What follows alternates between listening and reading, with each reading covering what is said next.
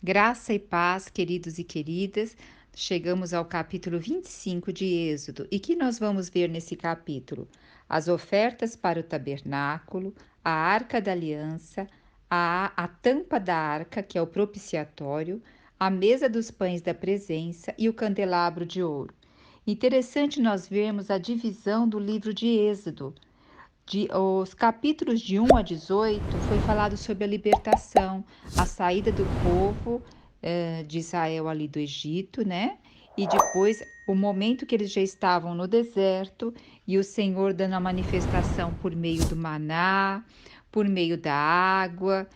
E depois, no capítulo 19 ao capítulo 24, nós vemos aqui a aliança de Deus para com o povo, quando eles recebem os 10 mandamentos e quando eles vão recebendo aquelas leis. E olha que interessante, no capítulo que nós começamos agora, o capítulo 25, até o capítulo 31, vai estar falando o quê? Sobre Deus dá instruções sobre a construção do tabernáculo, que nós vamos começar a ver agora. E depois nós temos lá, depois do versículo 31, nós vamos ter a parte do episódio do bezerro de ouro. E depois, dando continuidade até o final do livro de Êxodo, volta novamente para o que? A construção efetiva do tabernáculo. Então, olha quantos capítulos para o que o Senhor fale do tabernáculo. E o que tem a ver o tabernáculo? Na realidade, é o desejo de Deus de habitar com o homem. Lembrem, Isaías 7,14 diz que eis que uma virgem conceberá e darás à luz a um filho, e ele vai se chamar o quê? Emanuel, que significa Deus conosco. E em Mateus 1,23 nós também vemos, né? Que ela dará à luz e ele chamará Emanuel. Então esse sempre foi o desejo de Deus para com o homem. O que nós vemos também, quando o Senhor criou o homem, colocou ele ali no jardim do Éden e ali ele tinha todo dia a presença do Senhor. Então tinha a comunhão do Senhor. Então o Senhor sempre teve esse desejo de ter comunhão com o homem. E o tabernáculo é isso. O tabernáculo, ele tem a ver o quê? Com uma tenda móvel, porque nessa época eles estavam no deserto caminhando. Então, era uma tenda móvel onde ali seria a presença de Deus no meio do povo. E como que começa aqui? O Senhor dando orientação a Moisés. Moisés agora está lá no monte. Lembra que nós terminamos o capítulo 24 dizendo que Moisés penetrou na nuvem e foi subindo ao monte.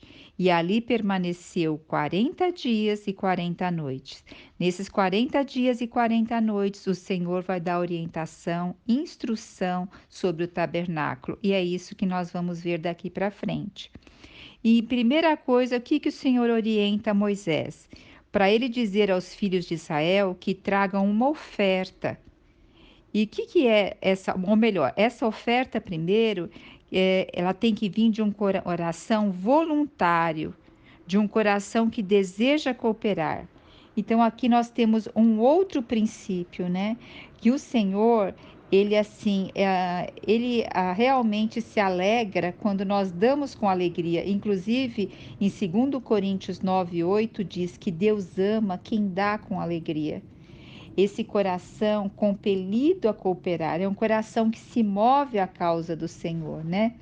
Então é fruto de um coração generoso que move a pessoa a fazer uma entrega voluntária, a fazer oferta. Oferta, ela está ligada a um aspecto de uma necessidade específica. Aqui era para a construção do tabernáculo. Existem também as ofertas regulares, como alguns chamam os dízimos, e a palavra também, que são ofertas regulares. E aqui o Senhor está falando de oferta para algo específico. Para o quê? Para a construção do templo. E quais seriam essas ofertas? Essas ofertas seria que o Moisés receberia do povo o quê? Ouro, prata e bronze. Então lembra que quando o povo saiu do Egito, eles receberam ali, eles falam que tiveram os egípcios, né, elas pediram para as vizinhas, tudo recebiam bacias, recebiam coisas de ouro, prata e bronze. Então aqui eles têm esse material agora para poder estar oferecendo, né? E também no versículo 4 diz que vai oferecer também púrpura, violeta, estopo azul, púrpura, violeta, e escarlate, carmesim, linho fino e peles de cabra, peles de carneiro tingido de vermelho, couro fino e madeira de acácia. Então, o que que eu quero falar para vocês? Que essas cores, esses tons significam o quê? Realeza e permeiam toda a história bíblica. O azul púrpura, que era um roxo, eram tintas produzidas a partir de vários molúsculos. E tinha muito esses molúsculos nas águas do Nordeste do Mediterrâneo. E também tem a cor forte, que é do carmesim, que puxa para uma cor vermelha, que era uma mistura de ovos com carcaça de um inseto, que esse inseto ele dava assim uma seiva no tronco do carvalho. Então, olha só, tudo, né, da parte delicada. E esse linho fino era um dos linhos que maior alta qualidade que tinha. Inclusive, eles eram da realeza dos egípcios, né? E aqui também fala sobre o que? O couro fino, que provinha de animais marinhos, tipo essa vaca marinha, parente do peixe-boi. Então, tudo que tem no tabernáculo tem algo específico, particular, produzido também ali pela natureza, né? Aqui também vai falar sobre o 6, que era para trazer também azeite para lâmpadas, que nós vamos ver depois aqui do candelabro, aromas para os óleos da unção, pedras preciosas, que era a pedra de ônix, essas pedras depois nós vamos ver que vai fazer parte do colete do sacerdote que ficava no peitoral dele, que representava as 12 tribos de Israel. Então, no versículo 9 diz assim: farás tudo de acordo com o modelo do tabernáculo e a instrução para o mobiliário que eu te revelar. Então, que era a revelação do Senhor como tinha que ser feito o tabernáculo. É importante também aqui destacar que todo o tabernáculo e todos os seus utensílios apontam para quê? Para Cristo. Tudo tem uma simbologia de Cristo. Por isso que a gente fala que o Antigo Testamento é sombra de tudo ali de Cristo, tá? E agora então o Senhor ordenou trazer todas essas ofertas, e agora o Senhor começa a falar sobre a primeira coisa, a Arca da Aliança. A Arca da Aliança era a parte principal ali dos utensílios. Ela ficava nos Santos dos Santos.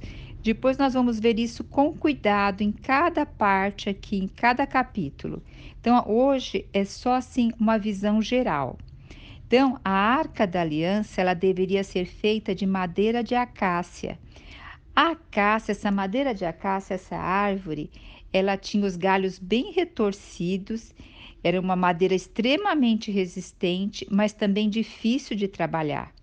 E o Senhor aqui ele vai detalhar quantos metros tinha que ter de comprimento, de largura, de altura, e que essa madeira deveria ser coberta de ouro puro, porque o ouro, lembra, representa o que? A natureza de Deus.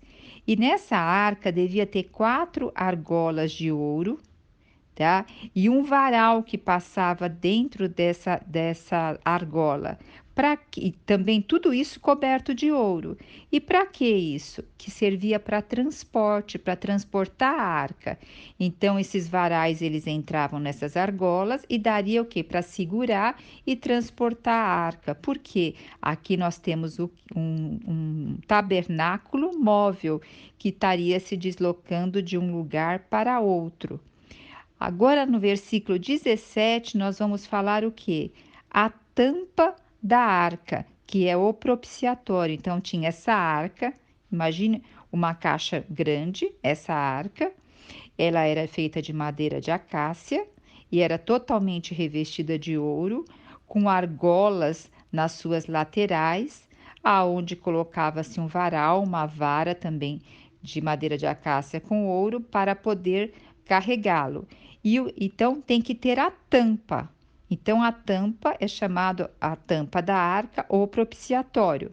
Como que teria que ser essa tampa? Ó, farás uma tampa, um propiciatório de ouro puro. E aqui vai dar a metragem. Então aqui já não tem mais madeira, é só ouro puro. E vai fazer em cima dela, grudado nela, 2 querubins de ouro, 2 anjos de ouro batido. Quer dizer, não tinha emenda, ele era todo batidinho, era tudo uma peça só. Esses dois querubins, eles estariam com as asas abertas, como cobrindo ali a tampa do propiciatório, e também com os olhos voltados para a tampa do propiciatório. Então, as asas abertas, os olhos voltados para a tampa do propiciatório, e um anjo encostado assim de frente para o outro, como se os dois o quê? Protegendo a tampa do propiciatório. E ali sobre a tampa, no meio desses 2 querubins, que estava o quê? A arca, que é a arca o quê? Da aliança, a arca do testemunho. E dentro da arca, o que que tinha ali dentro da arca? Tinha a tábua da aliança, que era a tábua dos 10 mandamentos, né? E depois, então, isso é a arca, a tampa do propiciatório. Depois nós vamos ver, mas ela ficava no lugar chamado Santos dos Santos. E nós também vamos ter uma outra parte que vai ficar o que? A mesa dos pães da presença. E como que é essa mesa? Vamos ver como o Senhor instrui essa mesa.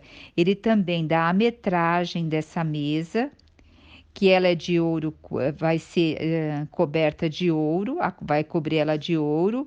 Ao redor vai ter uma moldura trabalhada de remate, e ela também vai ter 4 argolas de ouro.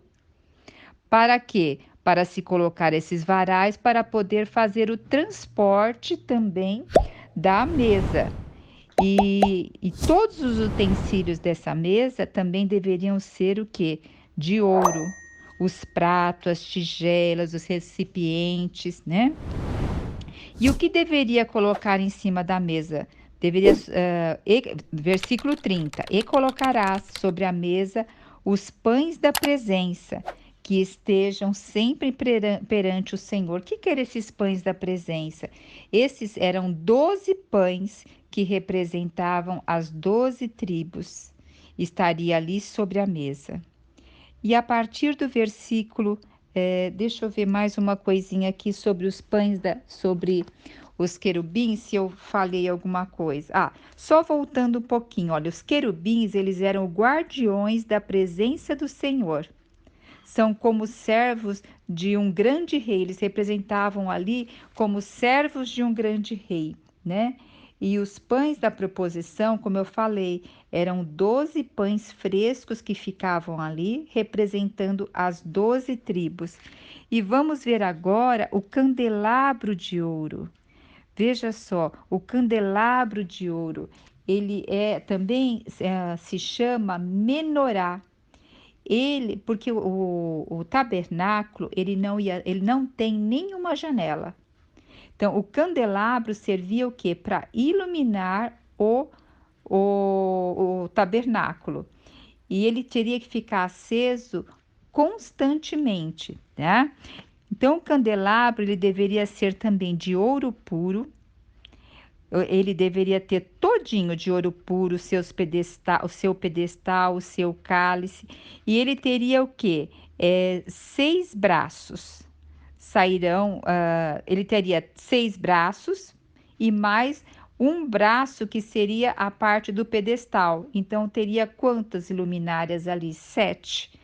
3 braços saindo de um lado, 3 braços saindo de outro, e uma que era a parte central. Então, nós teríamos 7. Lembra quando a gente fala do número 7? Que é a completude, é ali o completo, né? E ali terá o quê? 7 lâmpadas, as quais se acenderão para iluminar, para ela iluminar. E o que que nós temos também? Nós temos lá em Apocalipse 1:12, que fala o quê? Sobre as 7 igrejas daquela era contemporânea, mas que representam o quê? Também cada fase da igreja. E também as luzes, porque o Senhor é a luz do mundo, e a igreja hoje é esse instrumento de luz na terra. Então, tudo tem uma simbologia. E aqui fala no versículo 39 que o que tem que o candelabro teria 35 quilos de ouro, que é o peso de um talento. Olha, o Senhor, Ele mesmo foi aqui o arquiteto, o engenheiro, o instrutor de como seria o tabernáculo, o próprio Senhor orientando, lembrando que tudo tem um significado central de Cristo para a nossa vida. Aleluia, Jesus Cristo é o nosso Senhor. Você já se viu sobrecarregada por pensamentos negativos e ansiedade? Deseja encontrar uma maneira de viver com confiança e proteção? No Salmo 23, escondem segredos poderosos que podem mudar a maneira como você enxerga a vida. Nesta aula, você vai descobrir esses segredos e aprender a viver com confiança, deixando para trás os pensamentos negativos que minam a sua felicidade. Com a sabedoria do Salmo 23, você aprenderá práticas e princípios que ajudarão a livrar-se da ansiedade e encontrará orientação para experimentar uma proteção duradoura e encontrar paz interior. Comece a transformar sua vida hoje mesmo. Entre no grupo para acessar a aula gratuitamente e venha descobrir a verdadeira confiança e proteção que você merece.